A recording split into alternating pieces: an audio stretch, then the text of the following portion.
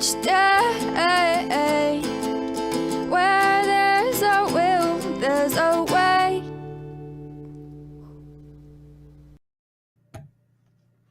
Hello. Hope everybody is having a good day. It's Friday. It's December 1st. I'd double check. just to make sure. I was pretty sure. So man.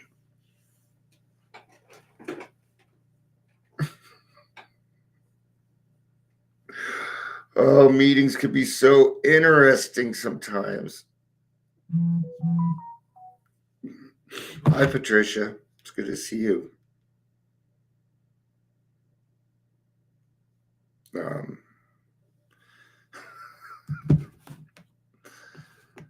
Yeah, so we had a person in our meeting who had a slip, and they were still kind of inebriated, and we had some other people in our group that usually aren't in our group, and they had a really big problem with it. And, I understand that, when you go into other people's groups, my recommendation is this: be open-minded. Be open-minded. Each group is autonomous. See, groups can really differ from state to state, from person to person, to different communities, to different types of people, to different personalities. Okay. And you don't have much of a right to go into somebody else's group and tell them how to do stuff. So we had a person who they wanted to use their time as a way to bully, and we just weren't going to go for it, man. I could tell some people were chomping at the bit. And I put, love and tolerance is our code, man. Love and tolerance. And yeah, they got a little offended by that. So I just quit arguing with them. Anyway, yeah, don't do that. It's uncool. Sorry about that. I really don't. Sorry about that. Usually keep my shirt down. What is working the front lines? I'm going to pull out the doctor's opinion for this. Welcome to Daily Trudge. My name is Dion. I'm your host. This is part of Trudging Together, which I own. Doesn't mean anything. All right.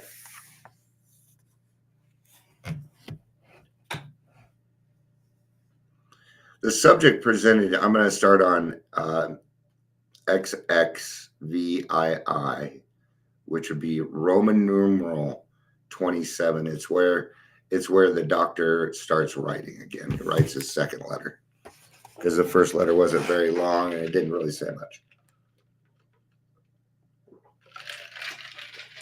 The subject presented in this book seems to be of paramount importance to those afflicted with alcohol addiction. I saw this after many years' experience. I say this after many years' experience as medical director of one of the oldest hospitals in the country treating alcohol and drug addiction. There was, therefore, a real sense of satisfaction when I was asked to contribute a few words on a subject which is covered so masterly in such masterly detail in these pages. Now, this is coming from a doctor who had worked with hopeless, helpless alcoholics like our type. Okay? And to no avail. He did not get very far. He found out a lot about us, right? And thank God for Dr. Silkworth, or we wouldn't have gotten the allergy portion of it. Okay. The understanding of the medical side of the view is important to a lot of us. So we doctors have realized for a long time that some form of moral psychology was of urgent importance to alcoholics. I want you to listen to that. Moral psychology. What are morals, man? Morals are not doing the wrong thing, doing the right thing. Okay?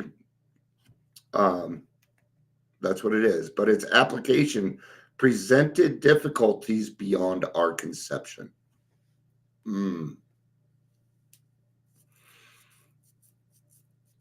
Cool. Have fun. Have fun. What with our ultra modern standing, our scientific approach to everything, we are perhaps not well enough to apply the powers of good that lie outside our synthetic knowledge. Talking about God. Okay. AA is pretty much cognitive behavioral therapy with God. That's what it is. It's moral psychology with God. CBT plus God equals moral. Okay? Many years ago, one of the leading contributors of this book came under our care in this hospital, and while here, he acquired some ideas which he put into practical application. That was Bill W. Okay? And those principles that he was putting into application was actually the Oxford Group techniques. They have 12, they have 6 steps, and I think they're called like vestments or something like that instead. Okay, but he had acquired this knowledge. He had had a profound spiritual experience, which kind of, now why did he go to the hospital? Well, because TTs. That's why. See, he still need to go to the hospital and get God doesn't remove the alcohol from you, but he will relieve the obsession. Later, he requested the privilege of being allowed to tell his story to other patients here, and with some misgiving, we consented. So what's he doing? He's just telling his story. What's he doing? He's saying what he's going to these people, and it's what we would call a 12th step now. Well, I'm an alcoholic, and this is what happened to me. So in other words, I'm just like you, right? In fact, I've even been in that same bed as you, talking to these same doctors, but I found a solution. I found a way out that I'd like to share with you, and I don't want anything in return. The cases we have followed through have been most interesting. In fact, many of them are amazing. The unselfishness of these men, as we have come to know them, the entire absence of profit motive, okay? Entire absence of profit motive. And their community spirit is indeed inspiring to one who has labored long and wearily in the field, alcoholic field. They believe in themselves and still more in a power which pulls chronic alcoholics back from the gates of death. Yep.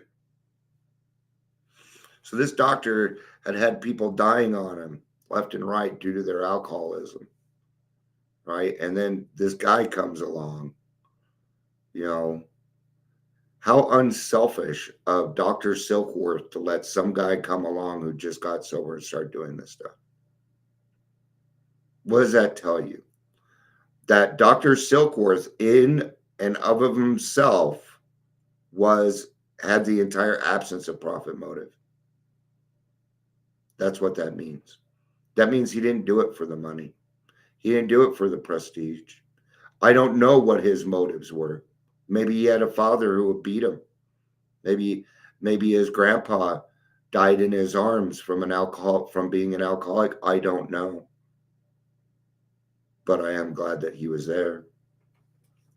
Of course, alcoholics ought to be freed from their physical craving for liquor, and this often requires a definite hospital procedure before psychological matters can be a maximum benefit. It's going to take about 28 days for your brain to clear. Okay? First thing that we need to do is we need to get the hooch out of our system. This may vary. It took me weeks. because my liver was going out. Okay. So it took me weeks. We believe, and so suggested a few years ago, that the action of alcohol on these chronic alcoholics is a manifestation of an allergy, that the phenomena of craving is limited to this class and never occurs in the average temperate drinker. See, my wife takes a drink of alcohol and she may not even want the rest. I take a drink of alcohol and all bets are off. Okay. Why? I don't know. I don't really know. Well, I know that it happens, and that's all I really need. Thank you. I appreciate that. These allergic types can never safely use alcohol in any form at all. Mouthwash. Okay? Got to get rid of your mouthwash. If it's got alcohol in it, got to get rid of it. NyQuil. Why in the fuck are people doing? Everybody knows the nighttime sniffling, sneezy, full of alcohol, so you can rest medicine. No, you don't get to have NyQuil. Mm-mm. I've seen people relapse off of that also. Rubbing alcohol, just don't. You need it around, okay? Rubbing alcohol will probably fucking kill you. Okay, don't be stupid. There again, And once having formed the habit and found they cannot break it, once having lost their self-confidence, their reliance upon things human, their problems pile up on them and they become astonishingly difficult to solve. Remember all the problems you had when you got here? I had a bunch. of problems. Most of them were made up. The others I could right size and take care of. Yeah. It's true. And I watch hundreds of other people do it too. Frothy emotional appeal seldom suffices. Begging us to quit drinking does not work. I will feel guilty about it, but it isn't going to stop me. Okay? So begging doesn't work. The message which can interest and hold these alcoholic people must have depth and weight. It's gotta, okay? You'll hear me say this, skin in the game. They gotta have skin in the game. If they don't have skin in the game, done. Then there's no reason. If with us, what is skin in the game? Going to meetings, staying sober, getting a sponsor, 90 meetings in 90 days, right? Okay. But when one alcoholic can talk to another about the depth and weight of their actual situation, things can change. We are the people. We are the people. When people tell me, oh, they're not willing. No, you're just being a dick. We can make the unwilling willing. So I am so tired of other people saying they're not willing. You don't get to determine that. I don't get to determine that. How am I going to determine somebody else's willingness? They showed up to the meeting. That's willing enough for me. That's all I fucking need. I don't need more excuses to help other people. No, they're not willing. No, you just don't want to help. Okay. Let's at least be honest with ourselves. Am I willing to help that person? No, I am not. There we go. Now we have the right answer. I only get to determine my own willingness. I don't know what's going through that person's head unless I ask. So ask. In nearly all cases, their ideals must be grounded in a power greater than themselves if they are to recreate their lives. If any feel that as psychiatrists directing a hospital for alcoholics we appear somewhat sentimental, let them stand with us while on the firing lines. See the tragedies. Yeah. Go talk to any mother who's just lost her children. And I'll tell you what, if you have any heart, it's going to hurt. It's going to hurt bad. Yeah. See, we deal with something that other people don't deal with a lot here. Death. Okay. Hell, you had to kill off your old self for the reemergence of your new self. Okay. How about the death of your best friend? Alcohol. You've been dealing with death this whole time. And not just the death of others, but the death of yourself. When you lost your soul, your soul was up for grabs, my friend. Mine was. It was up for grabs. Okay. And King Alcohol was winning. God had different plans. Thank God. I wouldn't want it any other way. I really wouldn't. Even last week when I was mad at God, I still wouldn't want it any other way. So like, you get mad at God, sure. Well, I'm not allowed to. Just because I'm angry with somebody doesn't mean I won't talk to them. Did you know that? Did you know you can do that? It's okay. Right? The firing lines, man. We see some messed up stuff. Okay. We've seen, an addiction can get even worse. Living in trap houses, watching people die with needles in their arms. Yeah. People, and they aren't pretty either. It's not pretty when we go. The despairing wives, the little children. See that single mom's kids? They're now going into the system.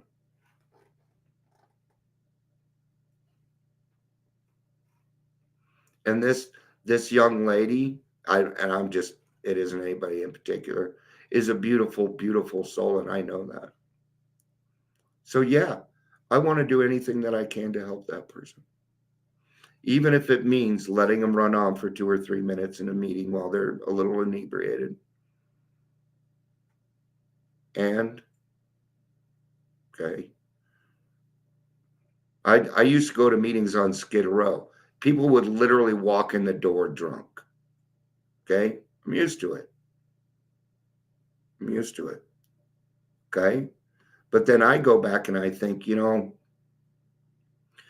I really appreciate the fact that my children are back in my life? So I have a duty to other families to help them heal.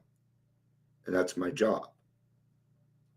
Okay? And I get paid on however God decides that. Okay? And it's hardly ever material. Usually comes in the form, and I say this a lot, but it comes in the form of my dividends, man.